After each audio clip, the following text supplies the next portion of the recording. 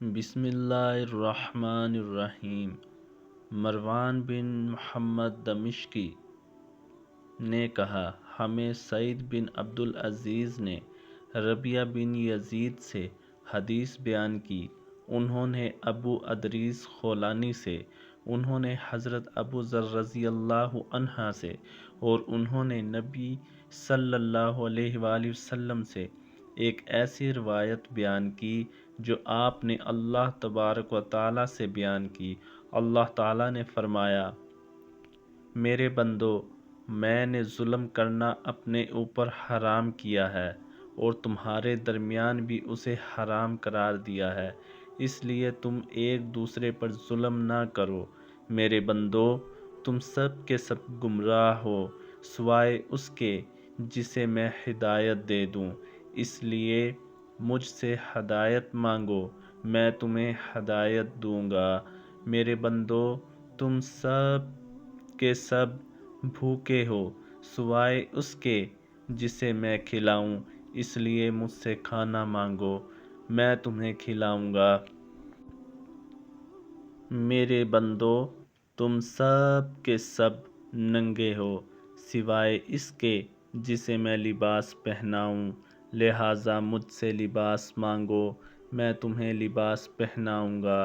میرے بندو، تم دن رات گناہ کرتے ہو اور میں ہی سب کے سب گناہ معاف کرتا ہوں، سو مجھ سے مغفرت مانگو، میں تمہارے گناہ معاف کروں گا۔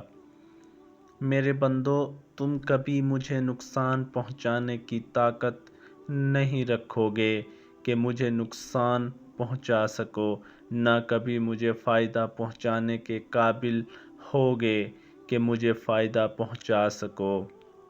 میرے بندو، اگر تمہارے پہلے والے اور تمہارے بعد والے اور تمہارے انسان اور تمہارے جن سب مل کر تم میں سے ایک انتہائی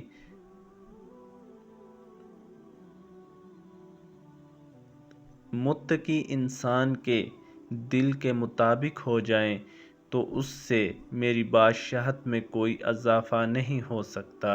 میرے بندو، اگر تمہارے پہلے والے اور تمہارے بعد والے اور تمہارے انسان اور تمہارے جن سب مل کر تم میں سے سب سے فاجر آدمی کے دل کے مطابق ہو جائیں تو اس سے میری بادشاہت میں کوئی کمی نہیں ہوگی۔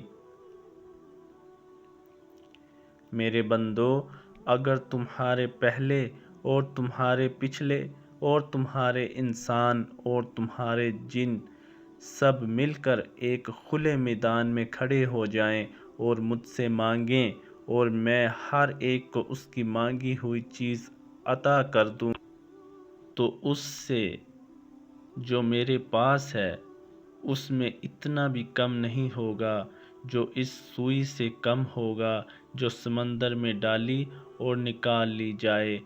سعید نے کہا، ابو ادریس خولانی جب یہ حدیث بیان کرتے تو اپنے گھٹنوں کے بل بیٹھ جاتے۔ یہ حدیث مبارکہ پسند آئے تو چینل سبسکرائب کر دیں۔ شکریہ۔ اللہ تعالی ہمیں اس حدیث مبارکہ پر عمل کرنے کی توفیق رفیق عطا فرمائے، آمین۔